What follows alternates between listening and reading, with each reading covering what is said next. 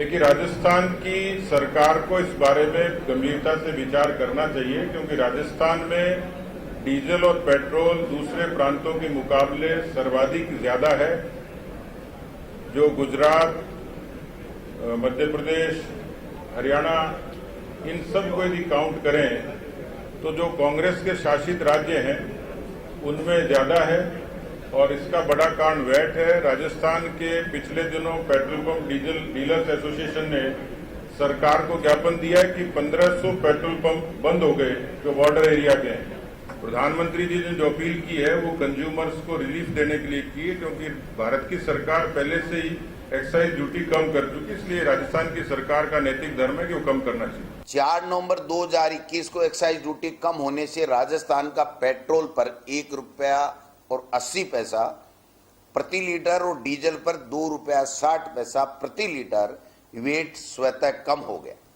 17 नवंबर 2021 को पेट्रोल पर 4.96% और डीजल के ऊपर 6.70% वेट और कम किया गया। तीनों बार इस कमी को प्रतिवर्ष राजस्थान को 6,300 करोड़ रुपए की राजस्व हानि हुई है। प्रधानमंत्री जी ने कल अपने भाषण में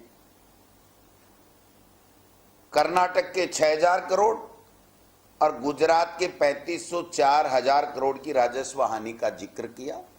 वो इसलिए किया कि कर्नाटक में और गुजरात में हाल ही जल्दी चुनाव आने वाले हैं, जबकि उनको ध्यान में रहना चाहिए कि 6,000 करोड़ रुपए राजस्थान को भी राजस्व हानि हो रही है।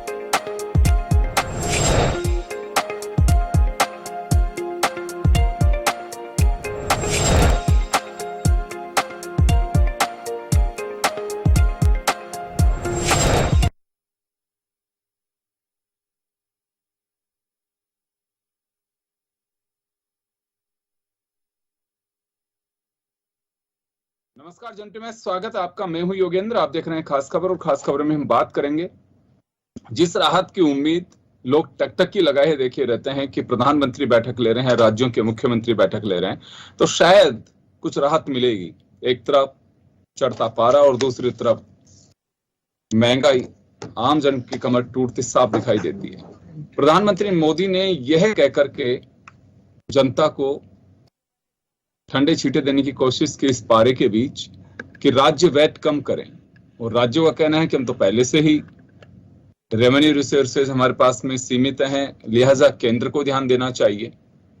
केंद्र एक्साइज ड्यूटी और राज्य वैट कम करना नहीं चाहते, यानी कि जनता दोनों के बीच अब सैंडविच बनी हुई है। तो ऐसे में तो लगता नहीं है कि कोई राहत की उम्मीद की जा सकती है। सिर्फ सियासी बयान सुनिए, वो उसके पाले में बोल डालेगा, वो उसके पाले में बोल डालेगा, ऐसे मिलने वाला कुछ नहीं है। मिलेगा तब जब government of India excise duty को विड्रॉ करे या कम करे, और राज्य कितना वेट कम कर सकते हैं वो वेट कम करें, तभी कुछ राहत मिल सकती है। दोनों के हाथ में ये कहना कि वो कम करे, तो मुझे लगता है कि ये न्यूरा कुश्ती का कोई एंड नहीं है। खैर चलिए हम चर्चा शुरू करेंगे। और कांग्रेस का साफ कहना है कि बेस प्राइस 2014 का भी देखना चाहिए केंद्र को, और 2022 का अभी क्या पोजीशन बनी हुई है, कितनी एक्साइज ड्यूटी है और कितना वेट है राज्यों का। तो चलिए हम चर्चा शुरू करेंगे। हमारे साथ अरुण शर्मा साहब जुड़े हुए हैं, अमित गोयल जी हमारे साथ में भाजपा से जुड़े हुए हैं, और हमारे साथ श्याम सुंदर शर्मा साहब वरिष्ठ पत्रकार जुड़ रहे हैं। सभी का स्वागत है। अरुण जी आपके पास आना चाहूंगा मैं। हाँ जी। पीएम राज्यों पे और राज्य पीएम पे अगर ऐसे डालते रहेंगे तो फिर ये तो राहत नहीं मिलेगी। देखिए योगेंद्र जी, एक बात देश में सभी को समझ। अमित जी आपके पास लौट रहा हूं मैं, अरुण जी के पास में, अरुण जी से सवाल है मेरा, अरुण शर्मा जी से सवाल है।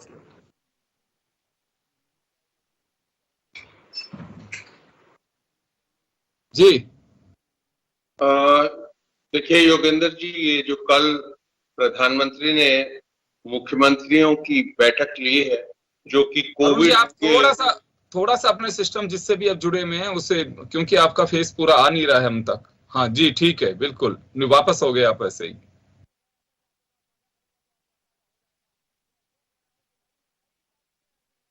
जी चलिए मैं आऊंगा आपके पास में। हाँ जी बोलिए अरुण जी।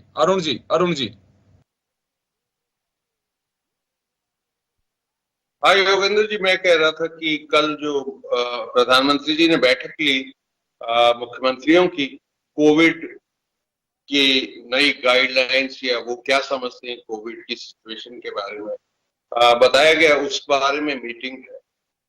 लेकिन प्रधानमंत्री जी का जो सेंस ऑफ ओकेजन होता है, एक किस अवसर पे क्या बात करनी है, उसमें कई बार गड़बड़ी हमने देखी है, बहुत बार देखी।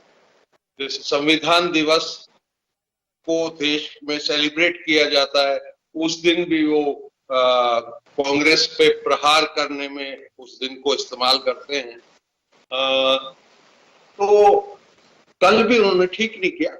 मीटिंग किसी और चीज के लिए बुलाई गई थी, पर उनको किसी ने प्रॉम्प्ट किया या प्रॉम्प्टर पे पढ़ के वो बोलते हैं, राज्यों के नामों की अटेंडेंस उन्होंने लगाई।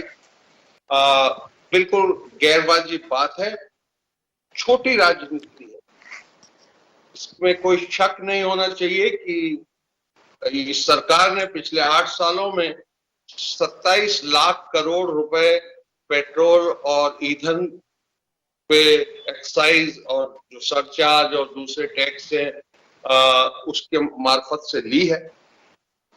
उसका ठीक से कोई हिसाब इसलिए नहीं दिया जा रहा है कि 4-5 वर्जन आज की तारीख में आपको उपलब्ध है।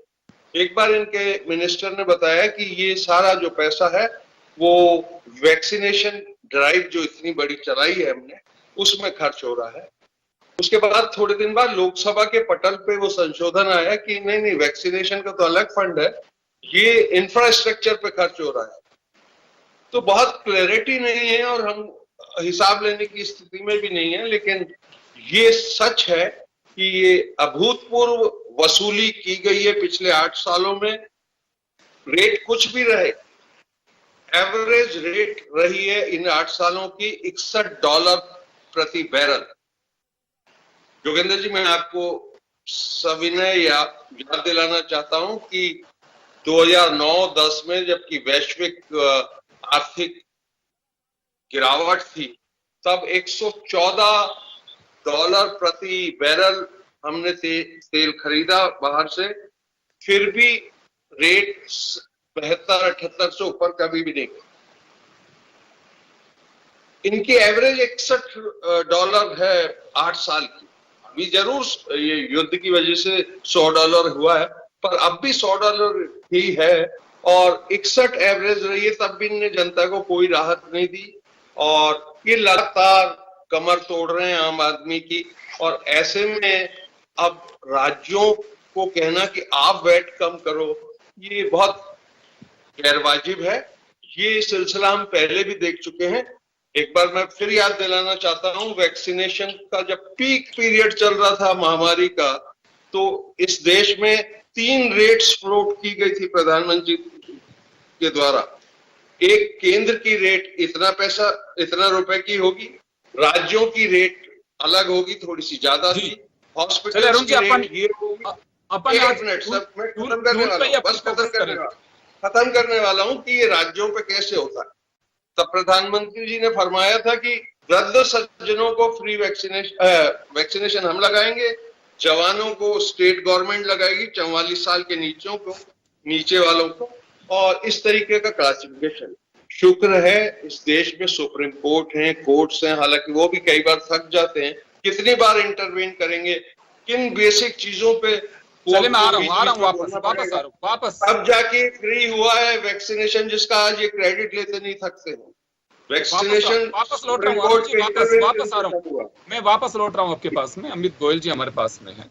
मैं यहाँ राहत की बात कर रहा हूँ कि राहत आखिर मिलेगी कैसे, क्योंकि इस जनता रही है, रेवेन्यू कलेक्शन जनता से ही करना है, और उसी जनता को राहत की भी उम्मीद है। अमित गोयल साहब आपके पास आना चाहूँ। पहल करनी पड़ेगी, केंद्र को पहल करनी पड़ेगी, इसमें कोई जी। चलिए अमित जी आपके पास आना चाह रहा हूँ। प्रधानमंत्री ये कह करके अपना पीछा छुड़ा रहे हैं कि राज्य वेट कम करें, राज्य ये कह करके पीछा छुड़ा रहे हैं कि एक्साइज ड्यूटी केंद्र कम करे। तो क्या लगता है कि ऐसे में तो फिर वो बाल उसके पाले में, उसके पाले में, उस ये इधर मारेगा वो उधर मारेगा, राहत नहीं मिल सकती। देखिए योगेंद्र जी, कल प्रधानमंत्री जी ने जो कहा, प्रधानमंत्री जी ने कहा कि कुछ राज्यों को अपने वैट में कमी करके जनता को राहत देनी चाहिए। अब इसके पीछे का परिदृश्य आप समझने का प्रयास करें। हम अगर अप्रैल 2021 और अप्रैल 2020 के बीच में रेटों की तुलना करें, जो इंटरनेशनल मार्केट में क्रूड का रेट बढ़ा है, तो वो लगभग 78% की वृद्धि है। और अगर हम अप्रैल 2022 से लेके जनवरी 2022 से लेके अप्रैल 2022 के बीच की बात करें, तो लगभग 33% क्रूड की रेटों में इंक्रीज हुई है। दूसरी बात यह है कि जब नवंबर में प्रधानमंत्री जी ने एक्साइज ड्यूटी 10 रुपए डीजल पे और 5 रुपए पेट्रोल पे कम की थी, तो उन्होंने राज्यों से आग्रह किया था कि हमने भी कम किया और आप भी कम कीजिए, जनता को राहत मिलनी चाहिए। देश में 7 राज्य ऐसे हैं जिन्होंने 1 रुपया भी उस समय पर कम नहीं किया, जिसमें तेलंगाना है, महाराष्ट्र है, तमिलनाडु है, पश्चिम बंगाल है। कुछ राज्यों ने थोड़ी कमी की, कुछ राज्यों ने ज्यादा करी। कुल मिला के प्रधानमंत्री का उस समय प्रयास था कि इंटरनेशनल मार्केट में जो स्थितियां बनी हुई हैं, जनता को थोड़ी राहत हम दे रहे हैं, थोड़ी राहत आप दीजिए, कुल मिला के जनता को राहत मिलनी चाहिए। कल जब प्रधानमंत्री जी ने बात कही, जो अरुण जी ने कहा कि छोटी राजनीति है, बड़ी राजनीति है, किसी भी पार्टी का नाम उन्होंने नहीं लिया कि भाई इस पार्टी ने कम किया और इस पार्टी ने कम नहीं किया। मैं तो कह रहा हूं कांग्रेस ने भी कम किया था उस समय नवंबर में, तो आपने इसको अपने ऊपर ही क्यों माना। लेकिन यह है कि जो आपको कमी करनी चाहिए थी, अगर हम गोवा की बात करें, आज गोवा में 105 रुपए लीटर पेट्रोल है। आज क्या कहते हैं इसको, हमारे हरियाणा में 105 रुपए लीटर पेट्रोल है। हमारे बगल में उत्तर प्रदेश में 105 रुपए लीटर पेट्रोल है। हमारे राजस्थान में गंगानगर में, पूरे भारत में सबसे ज्यादा 121 रुपए लीटर पेट्रोल है। और आपने खबर पड़ी होगी गंगानगर में कोई पेट्रोल चालू नहीं है, क्योंकि बगल वाले राज्य पंजाब में तो 104 रुपए ही है। तो वहां से जब इतना फर्क आ रहा है कि 121 17 रुपए पर लीटर का फर्क है 5 किलोमीटर में, तो आदमी वो पंजाब में जाके भरा लेता है। राजस्थान की जो गाड़ियां हैं, राजस्थान की सरकारी गाड़ियां हैं, रोडवेज की बसें हैं, वो आज राजस्थान में फ्यूल ना लेके वो उत्तर प्रदेश से हरियाणा से लेनी है, तो क्या हमारे राजस्थान के लिए शर्म की बात नहीं है। दूसरी बात, इन्होंने एक बात कही 27 लाख करोड़, कल वो पवन खेड़ा जी 25 लाख करोड़ बोल रहे थे, इन्होंने 27 लाख कर दिया, 2 लाख करोड़ बढ़ा दिए इन्होंने, वो अलग बात है, चलो कोई बात नहीं। मेरे को आप बताइए, आप मेरे को कि 2014 से लेके अब तक के ये रेवेन्यू के आंकड़े बता रहे हैं कि इतना कलेक्शन सरकार के पास में आया। सरकार कलेक्शन किसके लिए करती है, सरकार का कलेक्शन जाता कहां पर, ये तो आपको जानकारी है, आपने तो 50 साल तक देश का राज चलाया है। मेरा कहना है कि सरकार के पास कोई भी कलेक्शन आता है तो कुल मिला के जनता के विकास में और जनहित की योजनाओं में जाता है। अभी उदाहरण मैं आपको दे रहा हूँ, 9-10 इन्होंने 2009 और 10 की बात की। 9 और 10 में एवरेज पूरे भारत के अंदर 12 किलोमीटर पर डे की सड़क बनती थी। 2014 यूपी की सरकार की एवरेज बता रहा हूँ मैं आपको। आज 37 किलोमीटर पर डे की सड़क बनती है देश के अंदर। तो चलिए हम ये मान के चले, मुझे एक मिनट मेरी बात, मैं ये कह रहा हूँ कि हम ये मान के चले। योगेंद्र जी, मैंने अरुण जी की बात सुनी, एक मिनट मुझे इनकी बातों का जवाब तो देने दीजिए। इन्होंने आरोप लगाया सरकार के ऊपर। मैं कह रहा हूँ आज कोविड के बाद की परिस्थिति आप देखिए, देश के 80 करोड़ लोगों को मुफ्त अनाज देने के अंदर 3.4 लाख करोड़ रुपए खर्च हुए हैं। प्रधानमंत्री किसान सम्मान निधि योजना के अंदर आप जाएंगे, किसानों के खातों में रेगुलर पैसे जा रहे हैं। आज डीएपी की सब्सिडी देखिए आप, डीएपी की सब्सिडी जो 700 रुपए कट्टा थी, 2500 रुपए सब्सिडी देनी पड़ रही है डीएपी की कट्टे की इंटरेस्ट मार्केट रेट बढ़ने से। क्या किसान को हम बिल्कुल भगवान भरोसे पूरा छोड़ दें कि भाई डीएपी रेट इंटरनेशनल मार्केट में बढ़ रही है तो आपको 3000 रुपए कट्टा देना है? सरकार उनका आज यूरिया के कट्टे पे सरकार 2000 सब्सिडी दे रही है क्योंकि ये निर्यात पूरा भारत में इंपोर्ट होता है। तो सरकार की जो रेवेन्यू है वो जनता के लिए और जनता के हित में ही जा रही है। सरकार का आग्रह इतना है कि भाई और राज्यों के बीच में जो डिफरेंस है आपके वैट की वजह से, उस वैट को आप कम करें तो जनता को थोड़ी राहत मिलेगी। दूसरी बात, एक बात बताऊं कि अगर मान लीजिए पिछले महीने 10 रुपए बढ़ गए, 10 रुपए बढ़े तो भाई 3 रुपए आपने, राजस्थान सरकार अगर 30% 32% वैट ले रही है, 3 रुपए वो भी तो बढ़ गए। तो आपके पास जो बढ़े हुए पैसे आ रहे हैं वही आप कम कर दीजिए एक बार जनता को राहत देने के लिए। तो प्रधानमंत्री जी ने किसी राजनीतिक दल का नाम नहीं लिया, उनका मैसेज सभी राजनीतिक दलों के लिए था, स्वयं बीजेपी के लिए भी था कि अगर हमारी किसी स्टेट ने भी अगर कहीं कम करने की गुंजाइश है तो उसको करनी चाहिए, उसमें क्या बुराई है। तो इसको कांग्रेस इसको छोटी राजनीति बताए या कुल मिला के जनता को राहत देने का विषय है, इस पर आप गंभीरता से विचार करिए। राजस्थान सरकार आप देखिए, मैं भी गांवों से होकर रहा हूँ सीधा, मैं डिबेट में लेट इसलिए जुड़ा हूँ कि मैं किसी गाँव में था, वो कह रहे हैं भाई साहब 4 दिन से बिजली नहीं है हमारे, रात को 2 बजे 3 बजे बिजली आती है, हम क्या करें। तो आप राजस्थान के अंदर बिजली देने की बात कीजिए, कानून व्यवस्था की स्थिति देने की बात कीजिए। आपने रिप्स में घोषणाएं कर दी कि बिजली पे लौटेंगे, बिजली पे इंटरेस्ट के अंदर छूट देगी। 2500 करोड़ के आपके पास आवेदन पड़े, 150 चलिए श्याम जी आपके पास आना चाहूंगा। अपने तर्क है, केंद्र सरकार का अपना तर्क है, राज्य सरकार का अपना तर्क है, और सबसे रोचक बात यह है कि देखिए विकास की बात जरूर होती है कि विकास हो रहा है। मैं ये कहता हूं कि अनाज देने की बात तो हो या फिर चाहे किसी को भी आप फ्री में वेलफेयर स्कीम्स दे रहे हैं, श्रीलंका से हमें कुछ सबक लेना चाहिए। क्यों दिया जाना चाहिए फ्री? कोई आंकलन है हमारे पास में किसको फ्री दें किसी को नहीं दें, बस ऐसे ही किसी को भी दे देंगे?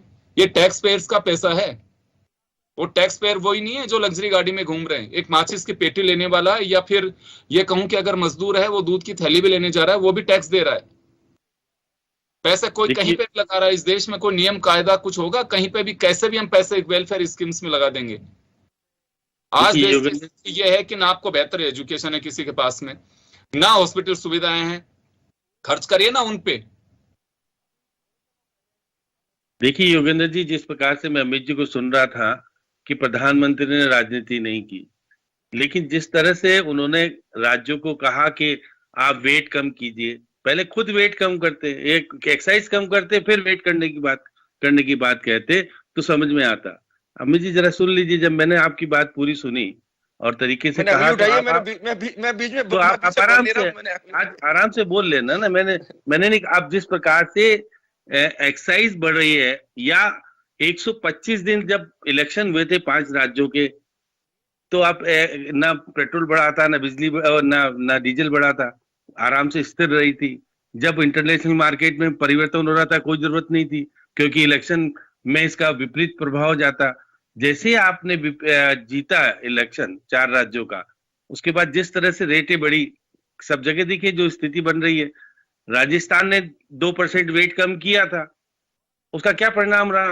अब अगर वेट कम भी कर देंगे 5%, अगर 5% कम भी कर देंगे तो अगर क्या केंद्र की क्या भरोसा है, केंद्र सरकार पैसा नहीं बढ़ाएगी वेट आगे एक्साइज में। एक्साइज को कम कीजिए आप। एक्साइज में राज्य सरकारों को हिस्सा राशि नहीं मिलती है, जहां एक्साइज में जब नहीं मिल रही है उसको आप बढ़ाए जा रहे हो, उससे आपको केंद्र का खजाना बढ़ करके फिर वाहवाही लूटने के लिए हम तो फ्री देंगे सब कुछ। क्यों दे रहे हो फ्री? किसी ने कहा था क्या? आप अपने वोटों को बढ़ाने के लिए कहो हम तो फ्री दे रहे हैं, बाकी तो कोई मतलब नहीं है। इसलिए यहाँ राजस्थान या हिंदुस्तान या बाकी राज्यों ने जिस प्रकार से फ्री देने की जो प्रवृत्ति शुरू कर दी है, वो राष्ट्र कहाँ जाएगा? पीछे जाएगा। जो व्यक्ति काम कर रहा है, सब कुछ कर रहा है, उसको तो कुछ मिल नहीं रहा, उससे तो लेने की स्थिति बन रही है। और आप मर्जी आए जिसको फ्री दे दो। ऐसा क्यों करते हैं? इसलिए एक राष्ट्रीय स्तर पर नीति बननी चाहिए, उस पे फैसला होना चाहिए, सब राज्यों को मानना चाहिए। फिर तो ये सारी बातें वोटों की राजनीति में यदि सब कुछ होता रहा तो है। कल कोरोना की बात हो रही थी, प्रधानमंत्री जी ने कहा सब राज्यों ने मिलकर के हमारे बढ़ाया है, मेडिकल की व्यवस्थाएं सुधारी है, ऑक्सीजन में सीधी, उन्होंने श्रेय भी दिया सबको। लेकिन साथ साथ फिर क्या जरूरत पड़ी थी पेट्रोल और डीजल की बात करने की? पेट्रोल डीजल की बात तो कहीं थी नहीं। क्या मुख्यमंत्री को इसलिए बुलाया था कि मैं कह दूं कि इस राष्ट्र में, इस राज्य में इतने भाव है, इस राज्य में? लेकिन वो ये नहीं कह पाए कि केंद्र कितना वेट के एक्साइज लेता है, ये नहीं बता पाए। और फिर उन्होंने ये नहीं कहा कि 125 दिन तो हमने रेट नहीं बढ़ाई, अब बढ़ा दी। क्यों बढ़ा दी? इसलिए ये सब बातें कहने में अच्छी लगती है, जब खुद की बात आती है तो आप गोल कर जाते हो सारी बातों को। विकास कर रहे हैं, ऐसा विकास किस काम का? सड़क बनाने के लिए पैसा वसूलते हो आप पब्लिक से, सड़क बनाते हो आप अपने पैसों से नहीं हो, वो तो वसूली जाती है। आप देखिए वेट के, आप वहां पे जाते, टैक्स वो लगता है टोल का पैसा क्यों लिया जाता है? इसलिए लिया जाता है कि आप सड़क बनी इसलिए आप वसूल। तो इसलिए एक नई प्रवृत्ति जब शुरू हो गई है देश में कि हम पैसा वसूलेंगे तो सड़क बनाएंगे, इसलिए गडकरी जी जहां मर्जी आए सड़क बनवा लो, जहां मर्जी आए पुल बनवा लो, क्योंकि उनको मालूम है वसूली हो जाएगी, कोई दिक्कत नहीं है, देश का पैसा तो लगना नहीं है, ये तो उनको देना है और सब कुछ हो जाएगा। तो इसलिए ये बात कहना कि हमारे शासन में ही विकास हो रहा है, बाकी कभी विकास हुआ ही नहीं, तो ये तो दृष्टि गलत है। इसलिए मैं कहता हूं कि पेट्रोल डीजल में जो बेतहा वृद्धि हुई है, जिस प्रकार से आम व्यक्ति, अब उसका उपयोग आम व्यक्ति से कैसे प्रभाव पड़ेगा? सीधे तौर पर ट्रांसपोर्टेशन होता है पेट्रोल और डीजल से होता है। तो डीजल के जब भाव बढ़ा दोगे तो कीमतों में वृद्धि होगी, 25 से 30% वृद्धि हो गई है। आप देखिए कि जितने रियल एस्टेट के काम चल रहे थे 25% कमी थी, 25% से 30% की वृद्धि हो गई। तो आम व्यक्ति मकान बनाएगा या कुछ करेगा तो उसके लिए दिक्कत हो गई। नेताओं के लिए दिक्कत नहीं है, पैसे वालों के लिए कोई दिक्कत नहीं है, आम व्यक्ति जो कि सड़क पर चलने वाला व्यक्ति है वो प्रभावित हो रहा है सीधे तौर पर। आप देखिएगा आपने पब्लिक ट्रांसपोर्टेशन का कीमत बढ़ेगी, किसके ऊपर प्रभाव पड़ेगा? छोटे व्यक्ति पर प्रभाव पड़ेगा, बड़े व्यक्ति को तो बड़ी लग्जरी। वापस आ रहा हूं। देखिए सड़कें बनाने का भी रोड सेस हम देते हैं, टोल जहां पे भी लग रहा है, आप ये मान के चलिए कि अगर आपके यहाँ डेवलपमेंट हो रहा है उस सड़क का तो आप पैसे दे रहे हैं। सरकार अपने खाते से कुछ नहीं करती है। अब तर्क ये होगा कि सरकार अपने यहाँ पे कोई थोड़ी ना पैदा करेंगी पैसे तो आपकी जनता के बीच के ही होंगे। तो आप ये मान के चलिए कि वो आपके पैसे को मैनेज कर रहे हैं, एहसान नहीं कर रहे हैं। कोई सरकार हो, स्टेट गवर्नमेंट हो चाहे यूनियन गवर्नमेंट हो, ये समझने की बात है सबको। अगर हम कहें कि कोई नेताजी ने ये अपना एक इश्तिहार छपा दिया कि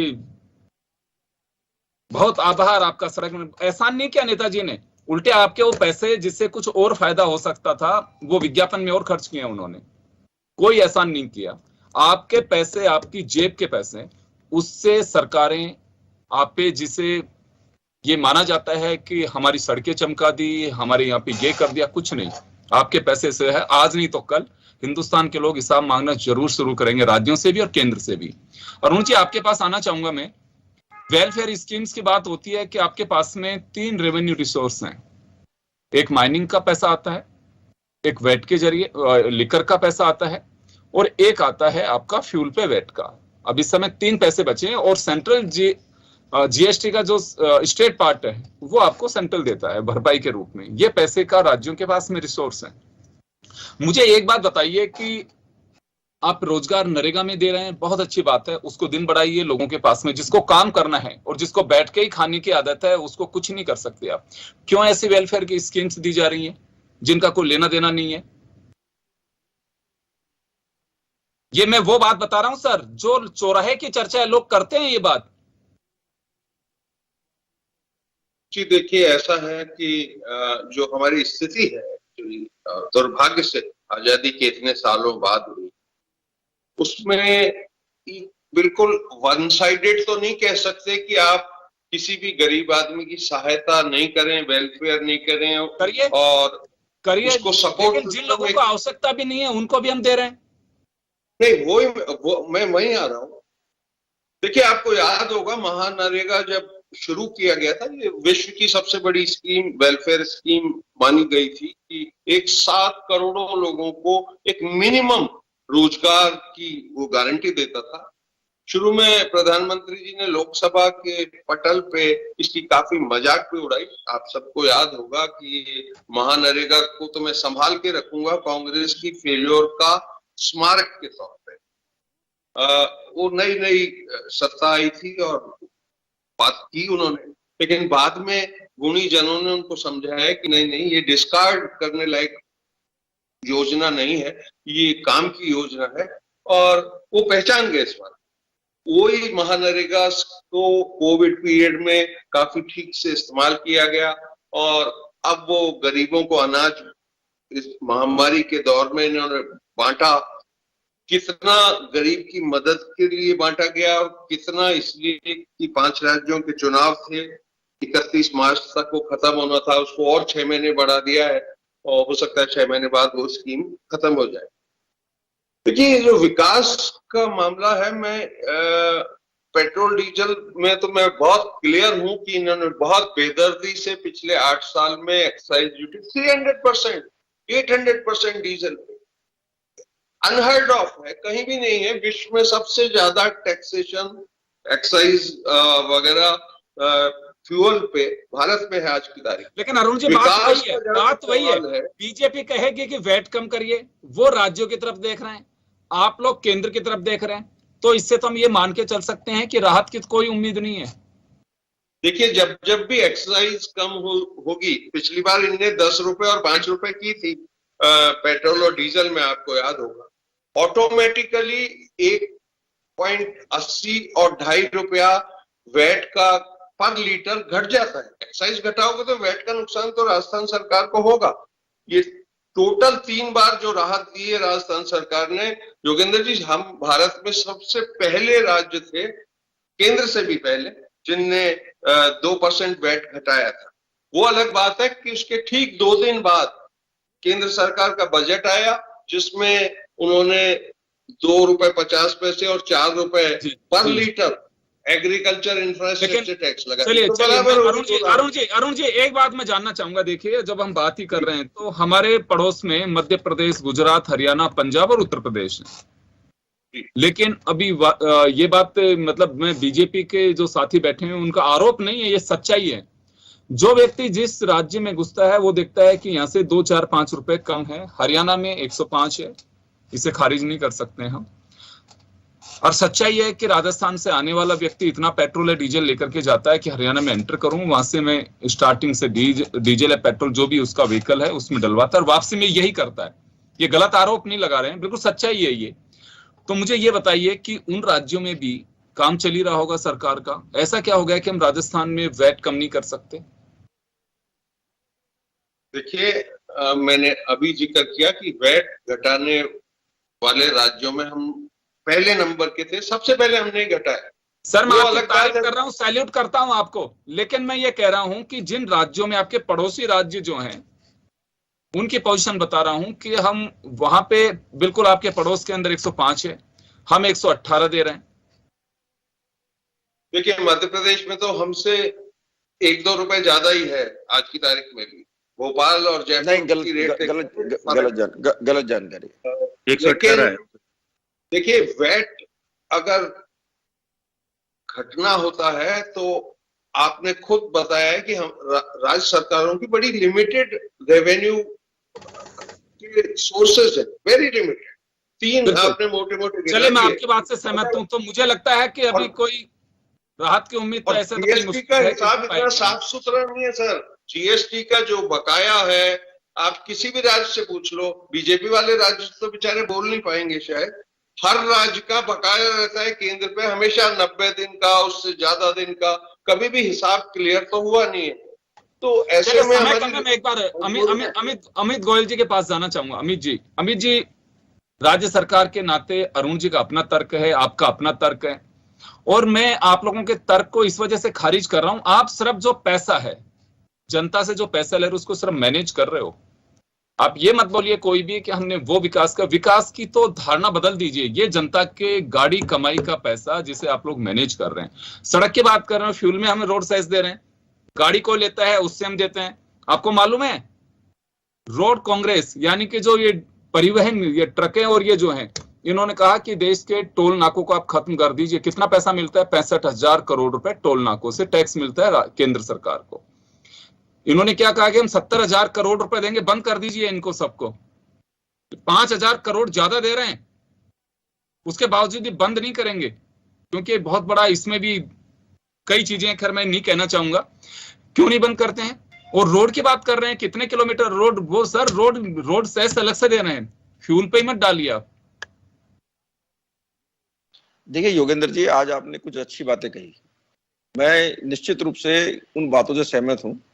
एक विषय तो ये है कि ये जो फ्री की स्कीम्स होती हैं, अमूमन हर सरकार ये प्रयास करती है कि उसका चेहरा एक लोक कल्याणकारी सरकार का चेहरा हो, और ये ट्रेंड चल रहा है। लेकिन इसमें भी कोई शक नहीं है, आज की परिस्थिति में जिस तरह से राजनीतिक दलों पर आपने जो बात करी है कि कोई ना कोई एक नियम बनना चाहिए, गाइडलाइन होनी चाहिए, मैं समझता हूँ निश्चित रूप से जरूरी है। हम राजस्थान का उदाहरण लेंगे। राजस्थान में जब कांग्रेस की इस बार सरकार आई तो आपको पता है, मैं बार बार दोहराऊंगा, उन वादों को फायदा नहीं है, बेरोजगारी भत्ता और किसान कर्ज माफी। आप ये देखिए, आप पार्टी ने अभी पंजाब में सरकार बनाई, जो खूब सारे उन्होंने वादे किए और बाद में तुरंत वो मुख्यमंत्री पहुंच गए कि 4 लाख करोड़ रुपए हमारे वादे करने के लिए जरूरत है, केंद्र हमारे को पैसा देंगे। तो मेरा मतलब कहना है कि मैं आपकी इस बात से सहमत हूं कि कहीं ना कहीं जाके रुकना चाहिए। हमारे आसपास में पाकिस्तान का उदाहरण है, हमारे आसपास श्रीलंका का उदाहरण है। श्रीलंका सरकार ने अपने, श्रीलंका में जिस पार्टी की सरकार आई उसने ऐसे सारे वादे कर दिए, टैक्स इतना कम कर दिया है उन वादों को पूरा करने के लिए कि श्रीलंका आज दिवालिया होने की स्थिति में आ गया।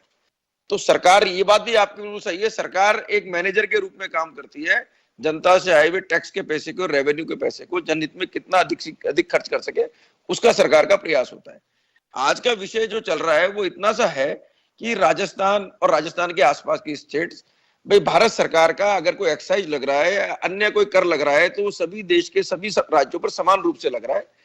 प्रधानमंत्री जी का निवेदन यह है कि भाई टैक्स अगर केंद्र का है तो मध्य प्रदेश पे भी उतना है, उत्तर प्रदेश पे भी उतना है, हरियाणा पे उतना है और गोवा पे भी उतना ही है। तो फिर कुछ राज्यों ने, जैसे अरुण जी ने कहा कि सबसे पहले राहत हमने दी, सबसे पहले आपके राहत देने के बावजूद भी आपके अड़ोसी पड़ोसी राज्यों से अगर आपके यहाँ पर एक आदमी को 13 रुपए 14 रुपए अतिरिक्त पैसा देना पड़ रहा है पेट्रोल डीजल के ऊपर, तो ये विचारणीय प्रश्न है। इसको आपको सहानुभूति से, गंभीरता से लेना चाहिए।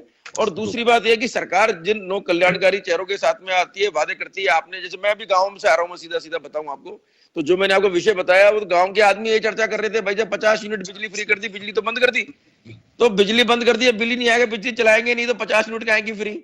तो ऐसी घोषणाएं करने से आप लोगों को भी बचना चाहिए। जब आपके पास रिसोर्सेज नहीं है, 15 साल का कोयला जो खत्म होने वाला था 8 साल में आप लोगों ने खत्म कर दिया, उसका कोई, मुख्यमंत्री जी से जब पत्रकार ने पूछा तो उत्तर नहीं दिया, भाई कैसे खर्च हो गया, तो भाई वो जिंदल भी आपकी पार्टी की जो कंपनी काम कर रही थी।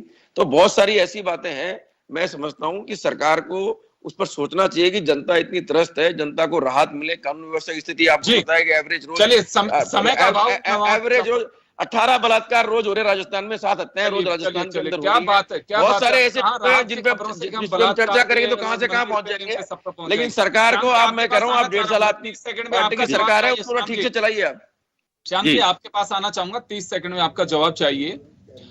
ऐसे तो नहीं लगता आपको कि, देखिए बीजेपी हो चाहे कांग्रेस, स्पोक्स पर्सन वही बोलते हैं जो पार्टी लाइन पे एक इन्हें बताया जाता है, तो आप ये मान के चलिए कि राहत की तो कोई उम्मीद नहीं है। देखिए योगेंद्र जी, निश्चित रूप से जिस प्रकार से, 30 सेकंड सुनिए आप 30 सेकंड तो बिल्कुल, देखिए जिस प्रकार से प्रधानमंत्री जी ने जो कुछ कहा उससे स्पष्ट है कि राज्य अपने स्तर पर घाटा सहन करे लेकिन कम करे।